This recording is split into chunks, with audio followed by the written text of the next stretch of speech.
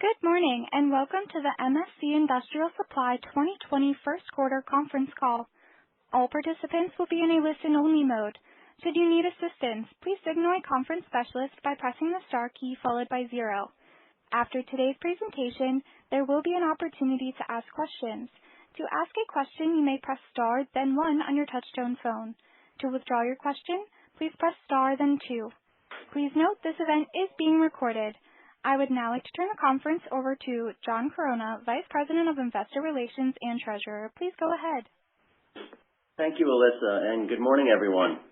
I'd like to wish everyone a Happy New Year and welcome you to our fiscal 2020 first quarter earnings call. With me are Erik Gershwind, our Chief Executive Officer, Rustom Jilla, our Chief Financial Officer, and Greg Clark, our Vice President of Finance and Corporate Controller. As you all know, Greg will become our interim CFO when Rustom leaves the company at the end of the next week. During today's call, we will refer to various financial and management data in the presentation slides that accompany our comments, as well as our operational statistics, both of which can be found on the Investor Relations section of our website. Let me reference our Safe Harbor statement under the Private Securities Litigation Reform Act of 1995. Our comments on this call, as well as the supplemental information we are providing on the website, contain forward-looking statements within the meaning of the U.S. securities laws, including guidance about expected future results, expectations regarding our ability to gain market share, and expected benefits from our investment and strategic plans, including expected results from acquisitions. These forward-looking statements involve risks and uncertainties that could cause actual results to differ materially from those anticipated by these statements. Information about these risks is noted in our earnings press release and the risk factors and the MD&A sections of our latest annual report on Form 10-K filed with the SEC, as well as in our other SEC filings. These forward-looking statements are based on our current expectations, and the company assumes no obligation to update these statements. Investors are cautioned not to place undue reliance on these forward-looking statements. In addition, during this call, we may refer to certain adjusted financial results, which are non-GAAP measures. Please refer to the GAAP versus non-GAAP reconciliations in our presentation, which contain the reconciliation of the adjusted financial measures to the most directly comparable GAAP measures. I'll now turn the call over to Erik. Thank you, John, and good morning, everybody. Thanks for joining us today. I'd also like to reiterate a happy and healthy new year to everybody. As our fiscal 2020 is now in full swing, I'll begin this morning's call with some strategic context before getting into the usual specifics of the quarter. Over the past several years, we've repositioned MSC from our historic role as a spot-buy-only supplier to a mission-critical partner on the plant floors of North American manufacturing and industry. We undertook this journey primarily because we saw an opportunity to partner more closely with our customers who've been calling out for help in running their businesses better. And MSC is uniquely positioned to fill that void.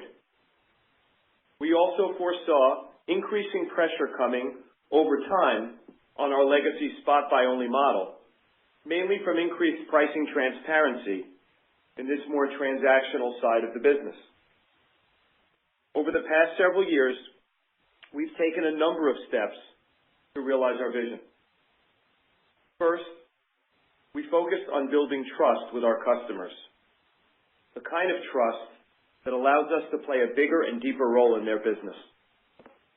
We've done so by developing a new sales model and new tools to facilitate trust building, such as robust cost savings documentation, which we recently patented. While the implementation of our new sales plan has taken time, we're seeing the early results pay off in higher levels of customer satisfaction and loyalty. And this is important because our data shows that higher loyalty leads to higher growth over time. Second, we doubled down on product and service categories that are technical and high-touch in nature, bringing us closer to the center of our customers' operation. We've invested in our traditional core of metalworking through a further build-out of technical specialists, through product innovation, and the introduction of additional value-add services. We expanded our footprint with the acquisition of Barnes Distribution, or now CCSG, to build leadership capabilities in the Class C parts category. We also acquired AIS, an OEM fastener business, to build out another platform that's both technical and high touch. Each of these categories entrenches us at the heart of our customers' operations and provides us a position from which to grow share of wallet through account penetration. And third, we are expanding our supply chain onto our customers' plant floors through inventory management solutions and primarily vending and VMI. Since the start of our fiscal 2013, revenues to customers with those solutions are up 1,800 basis points and approaching half of total company sales, driven by the growth of MSC's vending and VMI initiatives, along with the benefit of the Barnes and AIS acquisitions. 2/3 of that lift, though, was organic. And looking forward, we expect continued growth in solutions. A noteworthy characteristic of our new strategy is that it yields revenue streams correlated with higher retention rates, and that increases customer lifetime value. This becomes meaningful as we model our growth over time. Less customer churn and higher retention produce a more effective growth model and higher ROIC by better leveraging our fixed costs. During last quarter's call, I outlined 3 initiatives that have our near-term attention in order to restore operating margin stability and ultimately expansion. And they are, first, refining the sales effectiveness plan. Second, improving the profitability of our supplier programs. And third, improving productivity by reducing operating expenses. We will remain focused on these 3 through the course of our fiscal 2020. So I'll now explain how they fit into our journey to reposition the company. First, getting the new sales model right is the cornerstone of our new value proposition. Our journey from a simpler spot buy value prop to a more technical one required a change in our sales model. With the new leadership team providing a fresh perspective on our plan, we're finding that the design was on target, but its implementation needed refinements. More specifically, certain areas were under-resourced while we were over-allocated to others. These recent refinements are preparing us to accelerate growth. You can see from our operating stats that we took sales headcount down in the first quarter, reflecting the areas in which we were over-allocated. We will increase sales headcount from here with investments into growth areas over the coming few quarters. These growth areas include business development or the hunter roles, CCSG, and a couple of others. Our ultimate measure of success, of course, is our growth gap to market. In the meantime, we're focused on interim measures, such as the business development funnel of new wins, which have us encouraged about progress. Our second initiative is improving the profitability of supplier programs. As we've migrated from spot buy supplier to mission-critical partner, the value proposition that we offer our suppliers is changing, just as it is for our customers. As a result, we've enhanced many of our supplier programs to receive more support in exchange for more dedicated focus from MSC on market share capture. As I mentioned on the last call, we've negotiated roughly $20 million in annualized profit improvements, split about equally between the back half of fiscal 2020 and fiscal 2021. We're now turning our attention to implementing those programs and driving share capture for those suppliers who have invested in us. The third fiscal 2020 initiative is realigning our operating model to reduce operating expenses and improve productivity. And this is critical because as we reposition the company, the new business often comes with lower gross margins. We've now built scale in some of our new revenue streams, such as inventory management, and we're therefore ready to focus on improving the cost structure and efficiency with which we run them. We began this process in our fiscal fourth quarter with several more tactical measures. For example, we offered voluntary early retirement to associates with significant tenure in our distribution centers. We also ratcheted up performance management intensity and selectively eliminated positions where our focus is changing. As I noted on the last call, some of those actions would continue into our fiscal first quarter, and we guided to further headcount reductions and additional severance and separation costs, both of which took place, and Rustom will give the details in just a few minutes. For the balance of the year, we anticipate selective hiring in certain customer-facing roles and will maintain our intense focus on performance management. With some of these initial steps behind us, we're now focused on a more thorough assessment of additional opportunities to align our operating model to the new strategy. We will also focus on becoming leaner. We look forward to sharing the results of this planning with you within the next quarter or two. With all of this as context, I'll now turn to the quarter. I'll start with a brief overview of our fiscal 2020 first quarter results. I'll then provide an update on the environment and our recent performance before turning it over to Rustom to review the details of the quarter and provide guidance, and then I'll wrap things up and we'll open up the line for questions. Our fiscal first quarter results reflect solid execution in a weak demand environment.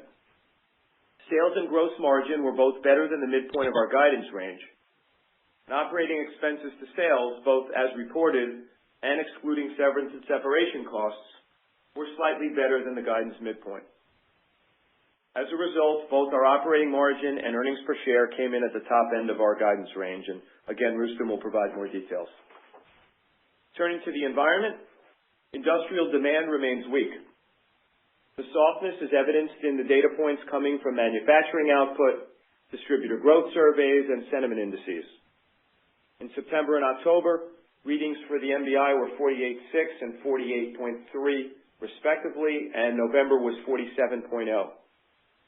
The December MBI reading ticked back up but remained below 50 at 48.2, which takes the rolling 12-month average to 50.7.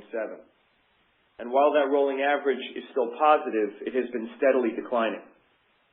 We continue to see customers and suppliers eliminate shifts and in some pockets announce layoffs and restructurings.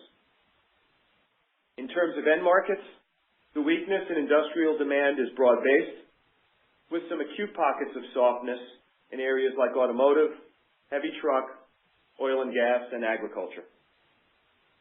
Aerospace is one of the few end markets that remains relatively strong, although the recent Boeing updates have created some choppiness there as well. With regards to the pricing environment, uncertainty due to tariffs and decelerating global growth continued. Combined with the price scrutiny that comes when customers' businesses slow down, and all of this results in a slightly softer pricing environment than we've seen over the past year. That said, we have seen some continued list price movement from our suppliers and fully expect to pass those increases along. We anticipate taking a mid-year price increase likely towards the end of our fiscal second quarter or the end of February. Turning to our performance, national accounts grew slightly while core customers declined in the low to mid-single digit range, as this is the portion of our business most heavily levered to metalworking, which is particularly soft right now. Government sales growth levels improved from the fourth quarter as anticipated, but still declined in the high single digits, weighing down overall growth. CCSG was a bright spot, growing in the mid-single digits. Looking at our most recent data point, The month of December is always difficult to extrapolate from due to holiday timing, shutdown schedules, and end-of-year capital purchasing and inventory burn-off decisions by our customers. This year, December was down 2% on an ADS basis, but that was aided by one fewer selling day. We decided to close on both Christmas Eve and New Year's Eve, largely because UPS was not processing ground shipments on those days. On a total revenue basis, growth was down roughly 7%, which is a significant step down from where we had been running. We attribute much of this weakness to holiday timing. When Christmas and New Year's fall on a Wednesday, we historically experience the largest drag on sales. We also heard a greater prevalence of extended holiday shutdowns this year, which appeared to be customers anticipating slow conditions around the holidays. It's tough for us to say whether December was strictly about holiday timing or whether the underlying trends eroded as well. Unfortunately, we don't yet have a full week in January to see how activity rebounds. So Rustom will describe the assumptions we make for the revenue guidance forecast. Before I turn it over to Rustom to cover the financials, I want to thank him for his 4 years of service. We are grateful for his contributions and leadership, and we will certainly miss him. We're conducting a comprehensive search for a permanent CFO. As John mentioned, Greg Clark, our Vice President of Finance and Corporate Controller, will assume the position of interim CFO. We're privileged to have a deep bench of finance talent here at MSC, and Rustom and I feel very confident that Greg and the team will continue to strengthen our financial operations and ensure a smooth transition until a permanent replacement has been made. I'll now turn it over to Rustom. Good morning, everyone, and thanks, Erik. Before discussing the numbers, let me start by thanking Erik not only for his kind words, but for a great 4+ years of partnering closely with him. And my heartfelt thanks to the board and to my fellow associates, especially those in finance, for a host of good memories. Now to the financials. First, let me remind you that we provided Q1 guidance both with and without the severance and separation charges we expected to incur. As such, I'll speak first in terms of our reported results and then in terms of our adjusted results, which reflect the exclusion of those costs. Our first quarter total average daily sales, ADS, were 13.3 million, a decrease of 1% on an ADS basis versus the same quarter last year. This was slightly better than the negative 1.5% midpoint of our guidance range. Versus fiscal 2019, our MSC Mexico business, which was not in the prior comparative period, contributed roughly 100 basis points of growth to the first quarter's sales. Our Q1 reported gross margin was 42.2% at the high end of our guidance range as a result of lower inventory provisions and higher vendor rebates and credits. Versus prior year, our gross margin was down roughly 80 basis points, with Mexico accounting for roughly 20 basis points of the decline. Total reported operating expenses in Q1 were 256.9 million, slightly better than expected as a percentage of sales. As such, our reported operating margin was 11% versus a guidance of 10.7%. Our tax rate for the first quarter was 25%, slightly better than guidance and the prior year, due to the favorable impact of stock compensation expenses. So all of this resulted in reported earnings per share of $1.18. Now let me move to the adjusted results. Excluding 2.6 million of severance and separation charges incurred in Q1, adjusted operating expenses were 254.3 million, or 30.9% as a percentage of sales. Again, slightly better than the midpoint of our guidance. This was mostly due to ongoing controls on discretionary spending and the execution of Q4's cost reduction actions. Total headcount in Q1 declined by 78, with the bulk of the reduction coming from the sales function effectiveness refinements previously mentioned by Erik. Our field sales and service headcount was down 65 associates sequentially.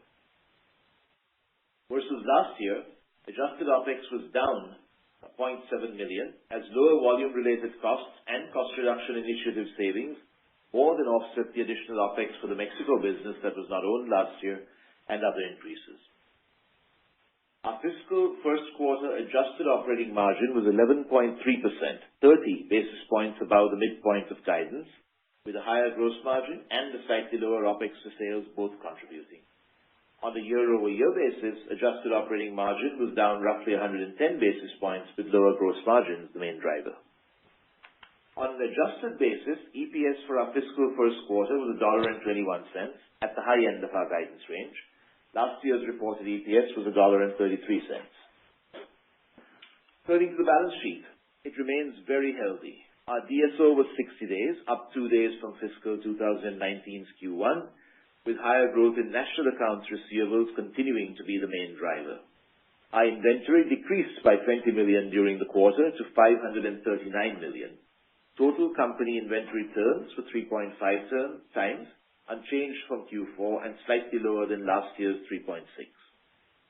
We expect inventory to increase in our fiscal second quarter due primarily to our usual year-end buys. Net cash provided by operating activities in the first quarter was $85 million versus $77 million last year. Our capital expenditures in the first quarter were $13 million versus last year's $10 million, and so after subtracting capital expenditures from net cash provided by operating activities, our free cash flow was a solid $72 million as compared to $67 million in last year's Q1. We paid out $42 million in ordinary dividends during the quarter, reflecting our regular dividend of 75 cents per share. In last year's Q1, we paid out $35 million in dividends and bought back $64 million in shares. Consistent with our balanced capital allocation philosophy of returning cash to shareholders, as announced last month, the Board of Directors also declared a special dividend of $5 per share in addition to our regular quarterly dividend of 75 cents per share. These payments, totaling almost $320 million, will both be made on February 5th, utilizing our existing cash on hand and revolving trade facility. Our total debt as of the end of the first quarter was $406 million, primarily comprised of $137 million balance on our credit facilities and other short-term notes, and $265 million of long-term fixed-rate borrowing. Our cash balance was $28 million, and so net debt was $379 million at the end of the quarter. Our leverage ratio decreased to 0.8 times as compared to 0.9 times at the end of Q4 and 1 times as at last year's Q1. Looking ahead to the end of February and after we pay out our special and ordinary dividends, we expect our leverage ratio to be around 1.5 times, and it should decline from there. At these levels, and given our cash flow generation capability, we are maintaining adequate flexibility. Now let's move to our guidance for the second quarter of fiscal 2020, which you can see on slide 4. Similar to last quarter's guidance, this includes the Mexican business. Do not expect severance and separation expenses to be significant in our fiscal second quarter. We expect Q2 ADS to come within a range of -1.5% to -3.5% versus the prior year. You can see on the offsets on our website that December's total ADS growth was -2.1%. Given the significant step down in December and the uncertainty around its drivers, our guidance for Q2 is modeled off a typical lift from November to January. This implies an average ADS growth rate of roughly -2.9% for January and February. Our Q2 gross margin is expected to be 42.0% plus or minus 20 basis points. That's down roughly 20 basis points sequentially from Q1's 42.2. This would be down roughly 70 basis points year over year due to purchase cost escalation, mix headwind, and a 20 basis point negative impact from Mexico. As expected, the gross margin gap to prior year is beginning to compress.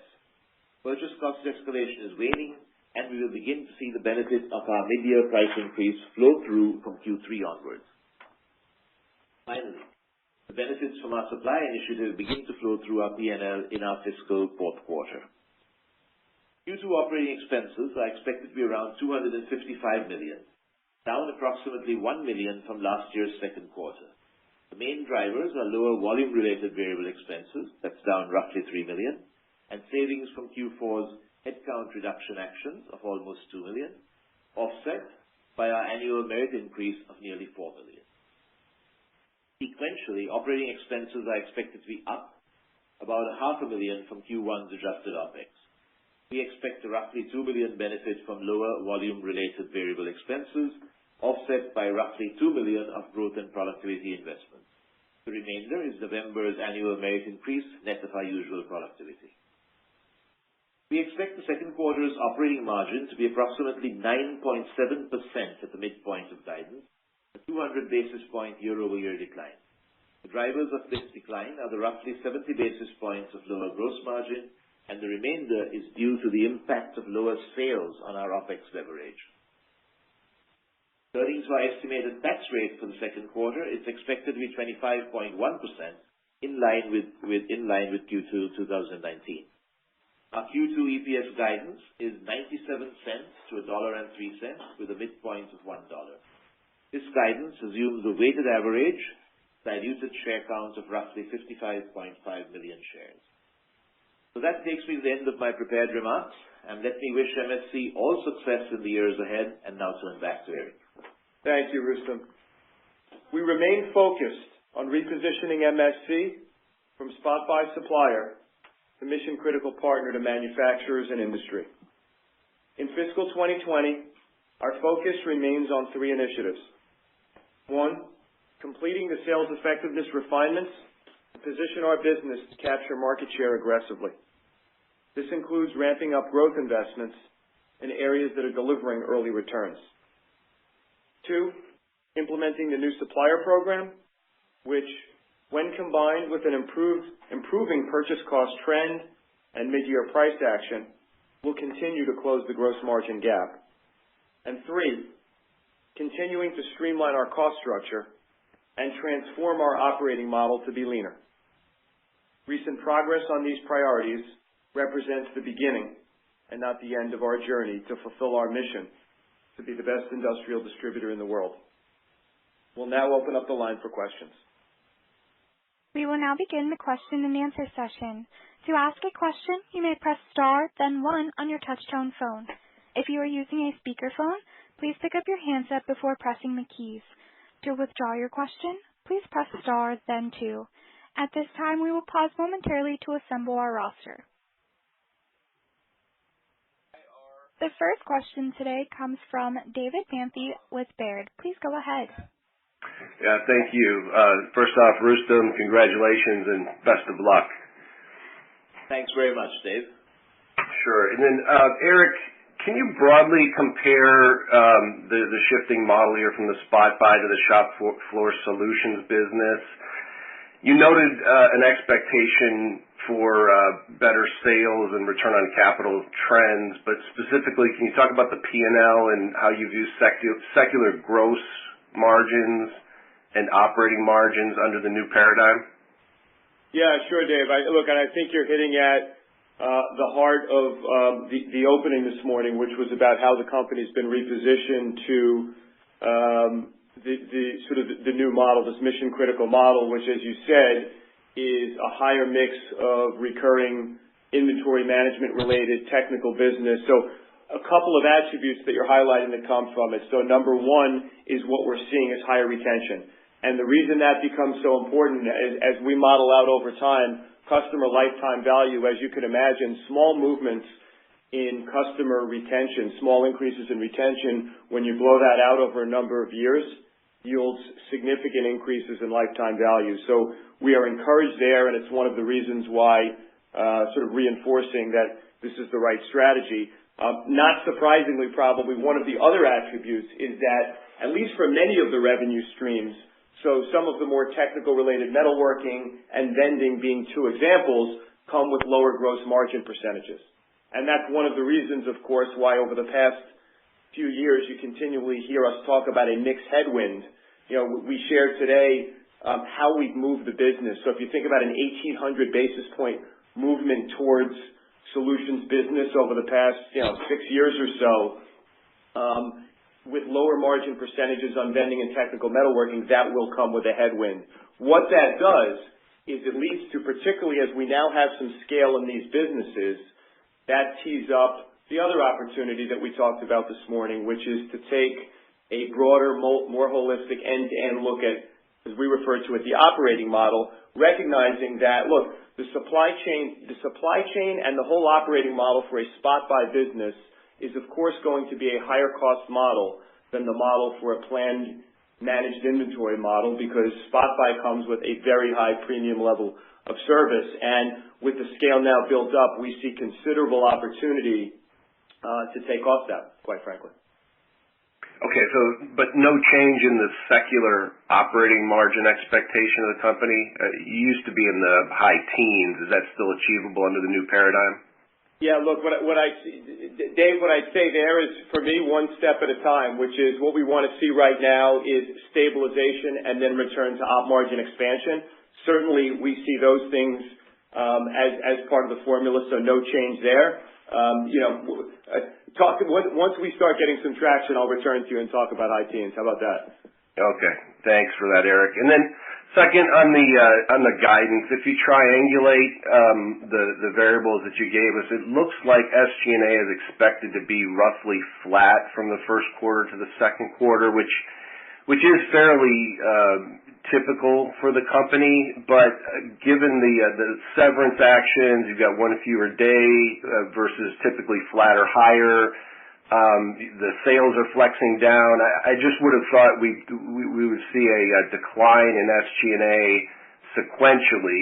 Any color that you can provide on operating cost trends into next quarter? So sequentially, it's interesting, but when you the way that the holiday works out, right, in December, we keep our staff online during that period because we don't want to take out people and then have to hire them again come the next quarter, and that's come the next month. And that's a big contributor to that, actually. We are seeing savings. We're seeing close on $2 million of savings from the cost takeouts of Q4. Of course, not sequentially, because we saw that in Q1 as well, but compared to last year. Dave, the other color I'll add, I think Rustom's right in that we feel like I think you're right to note this, because clearly it does stand out. Why wouldn't OpEx be down when sales are down sequentially as the total revenues are down as they are? Q2 is a bit of an outlier. So Rustom mentioned one reason, which is the variable factor. We typically in Q2, for the holiday issue that Rustom described, and also because we generally see higher sales in Q3, we won't bring staffing levels down in Q2 the way we would in another quarter with sales dropping. That was one factor. But the other one to hit on is we do have a couple of investments that we're making in Q2 that are not necessarily permanently embedded costs, i.e. they're not headcount. I mean, you can see headcount coming down, but discretionary type of investments specifically around aimed at growth and productivity. I'll kind of leave it there, but that are non-permanent in nature, but that are making the OpEx higher in Q2. And that was the roughly $2 million that I'd mentioned. All right, helpful. Thanks, guys. The next question today comes from Hamzah Mazari of Jefferies. Please go ahead. Good morning. Happy New Year, and best of luck to you, Rustom. Thanks, Hamzah. Happy New Year to you, too. Happy New Year, Hamzah. Thank you. Erik, my first question is, you spoke about a lot of change, a lot of repositioning at the company. What's your level of confidence that this restructuring will be successful relative to, others you've had? Has the culture changed internally? Is there more employee buy-in? I know you have a new head of sales from outside the company. Just any thoughts there would be helpful. Yeah, sure, Hamzah. So what I would say is my confidence is high. Let me start with that.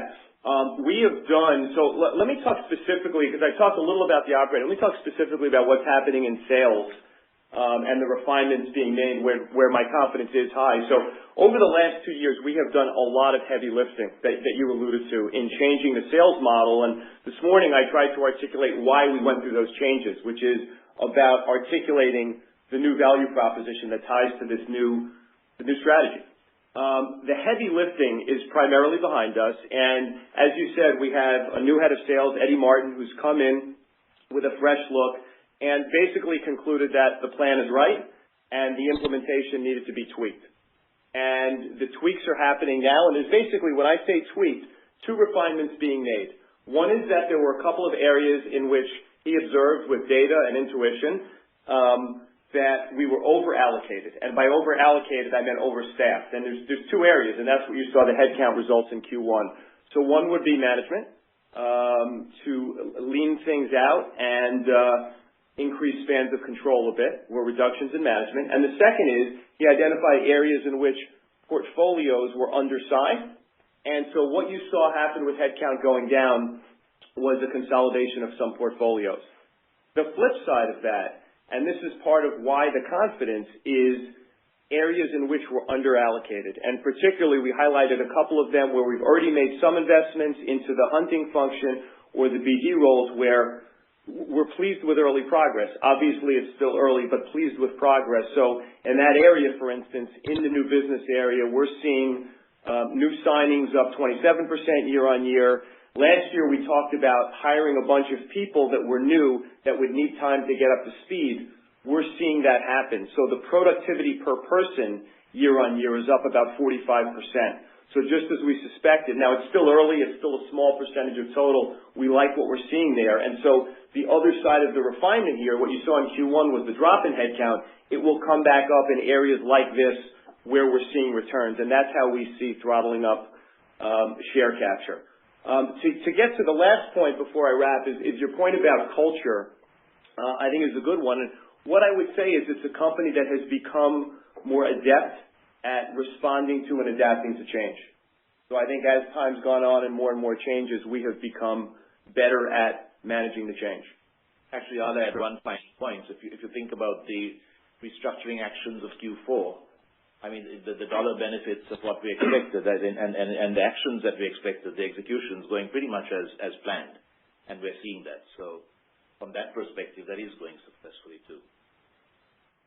Great. Very, very helpful. And my follow-up question, and I'll turn it over, is, you talked about market outgrowth as a milestone to watch for success. You talked about retention rate.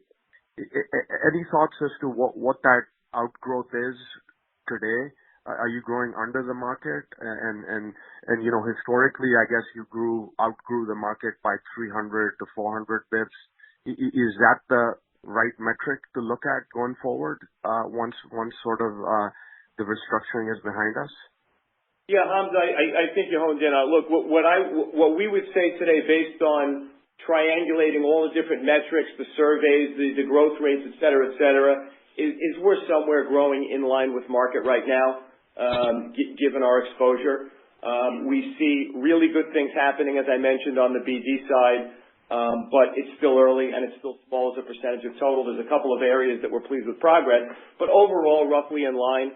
Certainly what we're seeing of late is softening conditions, which are more acutely soft in metalworking, are weighing down. So the water level's coming down across the business, quite frankly, and is sort of muting or masking some of the progress we see happening in these investment areas. But, roughly in line. And then looking forward, certainly, Hamza, sort of minimum table stakes is to say, how do we get back to the kind of share capture or outgrowth that we've seen? And you're right. What we've talked about is the 300 to 400 basis point range. I mean, sort of that would be table stakes for us, and being able to do it more effectively and efficiently than we've done with the past.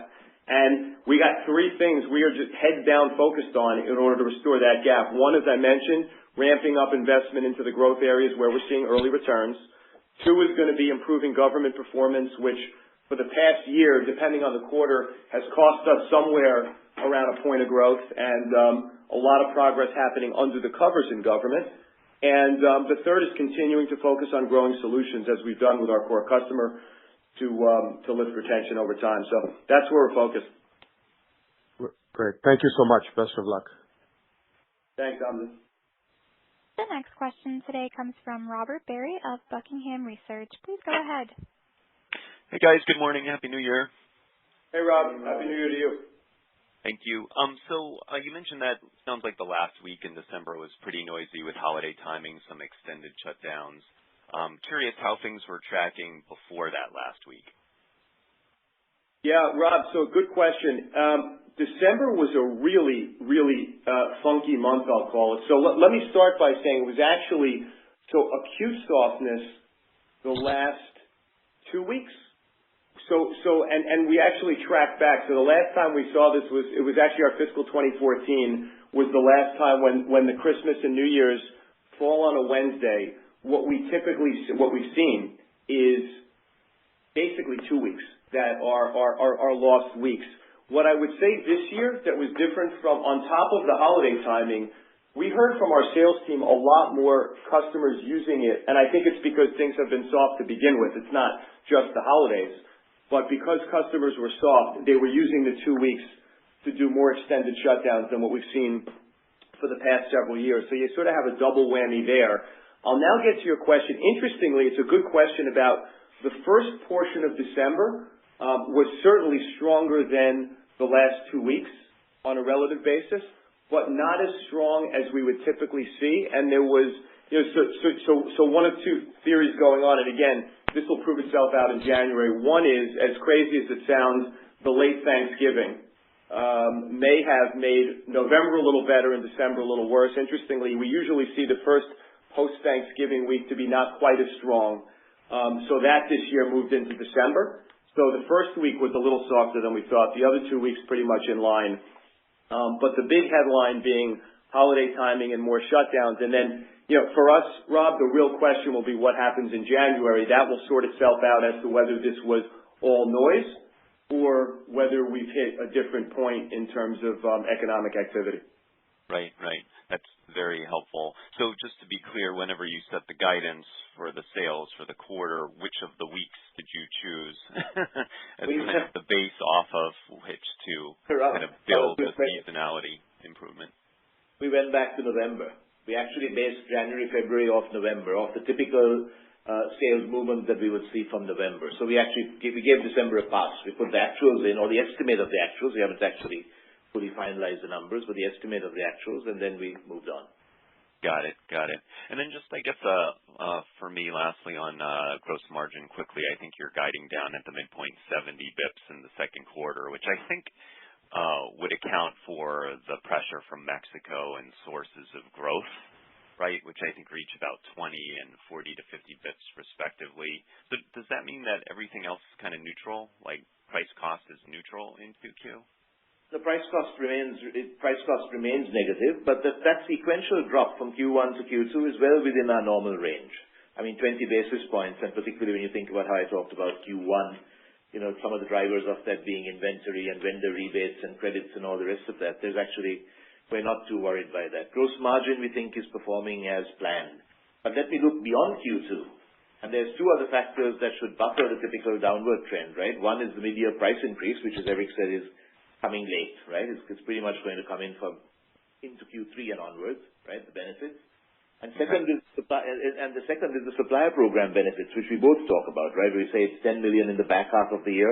Yes, it's mostly in Q4 as we've communicated, but you'll definitely see it coming in from Q3 onwards. And so you combine all those things, and that's our gross margin outlook. Got it.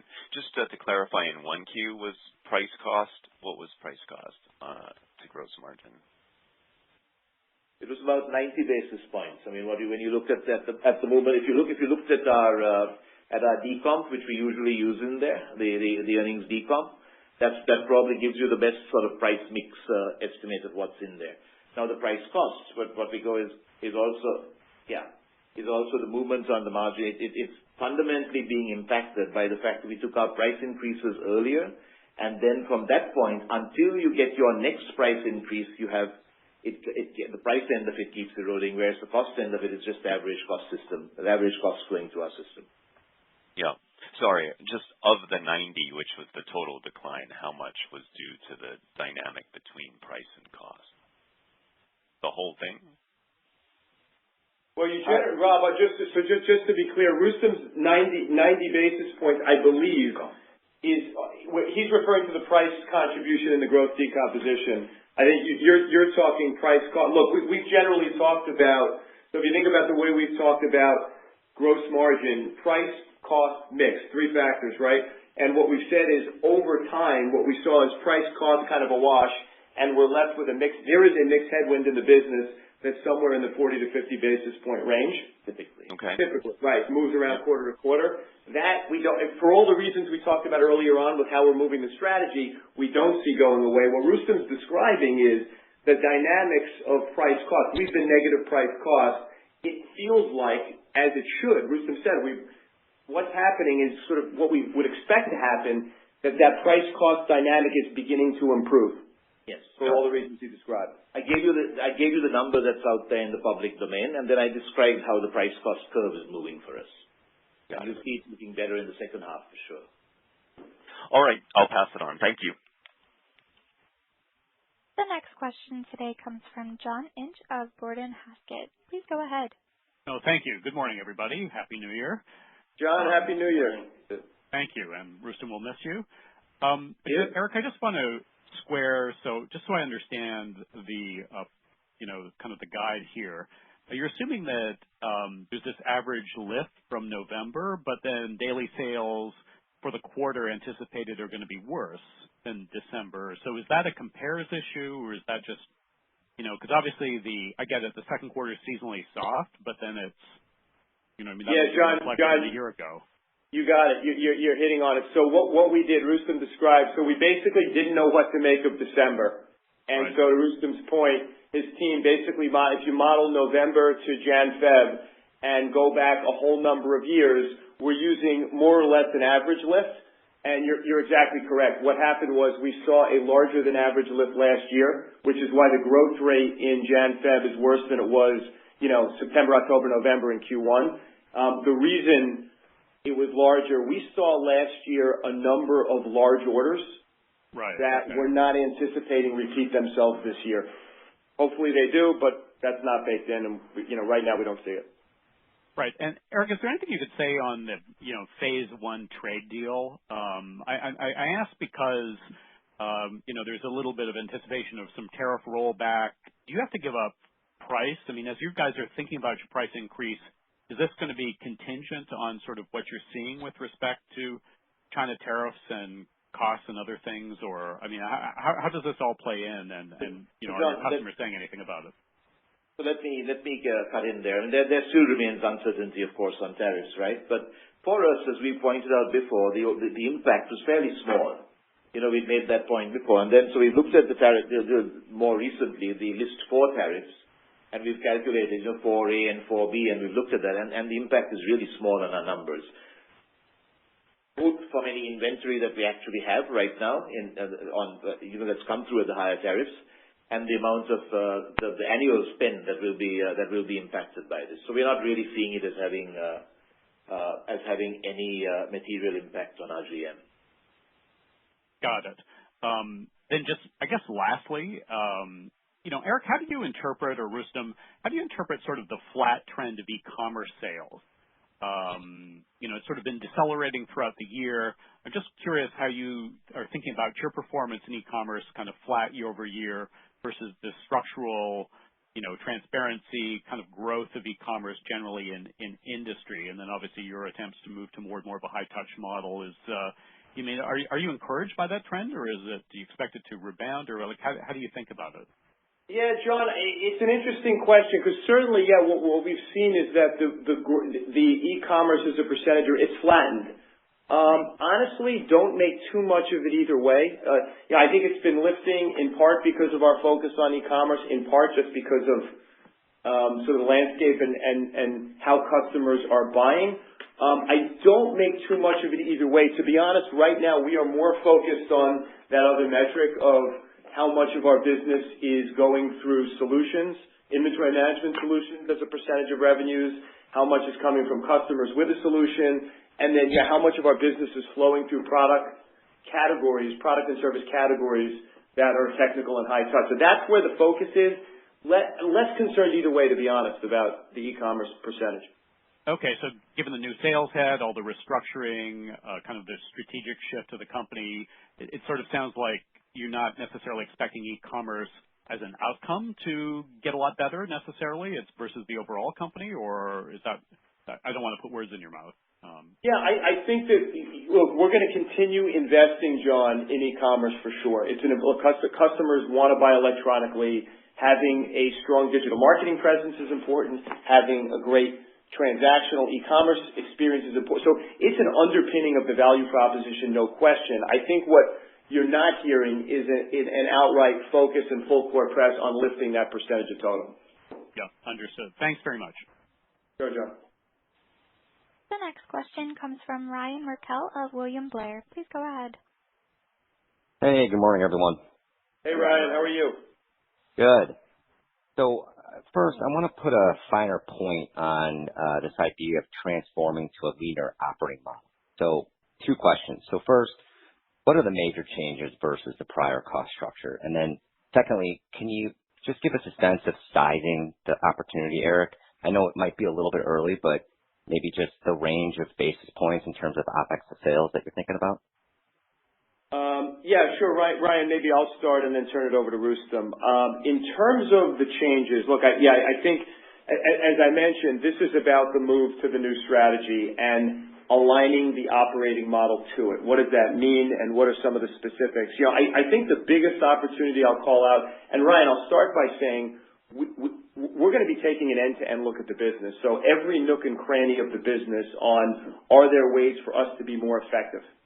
Now, in some cases, that's going to mean cost out. In other cases, it may mean investment into the business to fuel growth. The key metric here for us as we look at effectiveness, efficiency, is OpEx to sales ratio. So it'll mean some cost out, some investment. You know, a prime example would be supply chain for sure, in the sense that, as you can imagine, if you're servicing spot buy business, which is, you know, you're getting an order at 8 o'clock at night and shipping it out the next morning in small quantities, looking at everything from the way goods flow into our distribution centers from our manufacturers, how they're put away, how they're managed in a facility, and then how they get shipped out, how we manage freight, it's a different equation than when we're managing inventory for a customer through a vending machine where the replenishment may be periodic and not every day, and it can be planned out and it's not emergency in nature. You would imagine that optimally the spot buy model would be higher cost model given the premium services, the other one. Within that as an umbrella, there's a bunch of opportunities, and it's still early, but a bunch of opportunities that, quite frankly, we're now teasing out to say, how do we look at the way goods flow? How do we look at our business process and how we manage freight, how we manage bulk purchases, et cetera, and the nice thing here is it's an opportunity to not only improve cost and efficiency, but in a lot of cases improve the customer experience too. So that would be a little bit more color, and I'll let Rustom touch base on sizing. So Ryan, yes, as you know, it is too early to set a target on this, but look, the benchmark suggests a couple of 100 basis points of potential for improvement. Okay, so that's meaningful. All right, that's helpful. And then secondly, just going back to the ramping of the growth investments, Erik, you hit on this. You know, you're going to ramp the investments that are seeing early returns. Can you just spike out the one or two that you're going to invest in more heavily, and then how much are you going to invest this year in growth investment? Yeah, Ryan, so good question. So I gave a little color. So basically what we're doing, and again, going back to these sales refinements, step one was where we were over allocated in those two buckets, take them down, which we did. Step two was look and say, where are the areas that are not only critical to strategy, to the new strategy, but that are showing early returns. And so the hunting function, the BD role is sort of one poster child for that will be probably one of the biggest areas or drivers of the increase. We mentioned CCSG, which is showing some nice traction as another area. There's a couple of others that behind that as well. In terms of sizing and timing, Ryan, what I would say is, look, obviously we took a big chunk down in Q1. You can expect the number to lift in Q2, again in Q3, and again in Q4. Given the nature of hiring and headcount management and attrition, it's hard to be precise. What I would offer is that we would expect that by the end of Q4, Ryan, sales and service headcount to be above where it was when the year started. So it'll be a meaningful rise from here, and again, it'll be driven in areas that are showing returns. Okay, very helpful. Rustom, best of luck. Great working with you. Thank you. Likewise. The next question comes from Michael McGinn of Wells Fargo. Please go ahead. Hey, guys. Thanks for the time. Sure. Good morning. Morning. Rustom, best of luck. Thank you. I just wanted to hone in on, if I heard you right, it sounded like CCSG was growing mid-single digits, but metalworking was down. Is that correct? That is correct. So basically my working assumption of gross margins would have been, and mix would have been you guys would have needed to grow in both those categories for maybe hit the top end of your gross margin guidance. Can you just, the end market fundamentals seem a little similar. Can you just talk about the dichotomy between those two businesses and why that is? Yeah, absolutely, Michael. Look, the biggest factor, and by the way, on the gross margin, the 20 basis points over the midpoint being at the top of the range, Rustom gave a couple of the drivers there. But in terms of the fundamentals of the bit, look, the biggest thing I'll point to, Michael, is that metalworking products are sold into metalworking manufacturing, and metalworking manufacturing is acutely soft right now.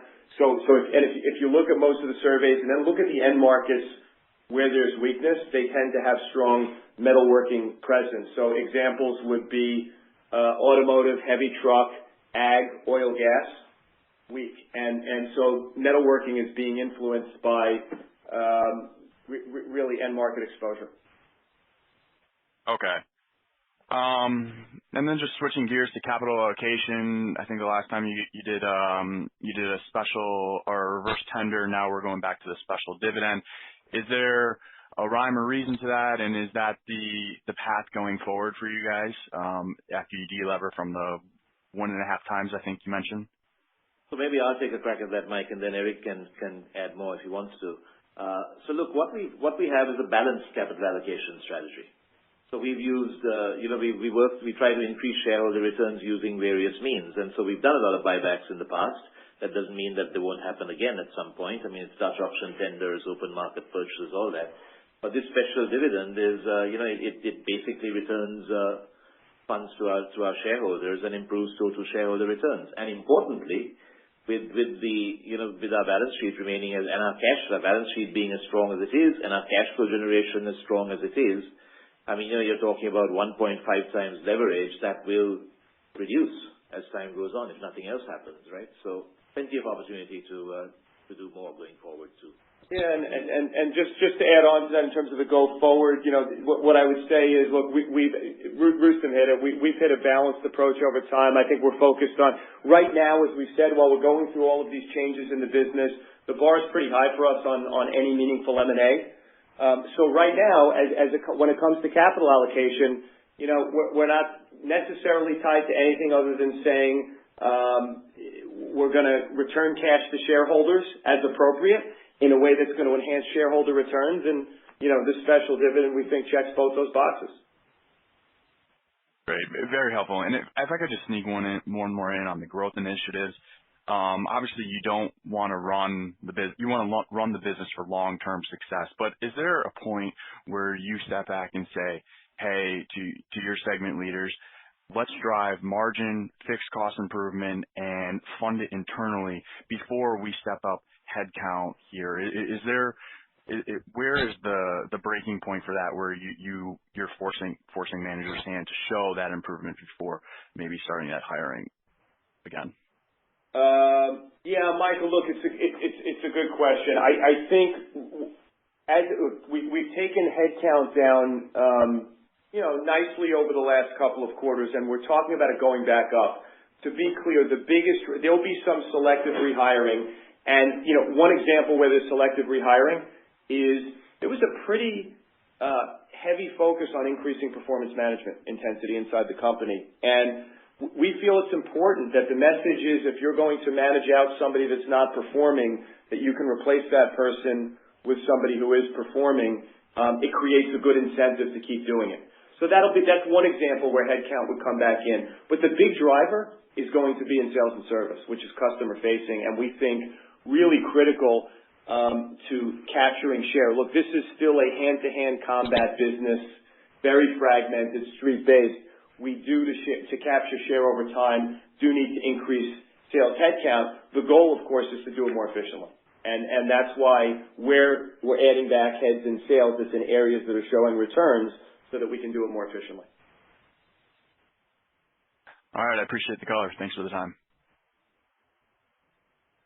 last question today comes from Blake Gershwind of Stephens. Please go ahead. Yeah, good morning, guys. Good morning, Blake. Real quick, on auto, you call it out as a little soft again. How much of that do you think was due to the GM strike, and did you see things pick back up after that ended? Look, what I would say, Blake, is auto has been soft, notwithstanding the GM strike. I think it's bigger than GM. Early to say right now. I mean, I'm thinking of the numbers. Auto is still pretty soft for us. Look, I would expect certainly it would help. It'll help a bit, but I think the headline is more that auto is soft, notwithstanding the strike. Got it. All right. I'll leave it there. Thanks and good luck to you, Rustom. Thanks, Blake. This concludes our question and answer session. I would like to turn the conference back over to management for any closing remarks. Thank you, everyone, for joining us today. Our next earnings date is set for April 8th, 2020, and we look forward to speaking with you over the coming months. Again, I'll wish each of you a great start to 2020. Thank you.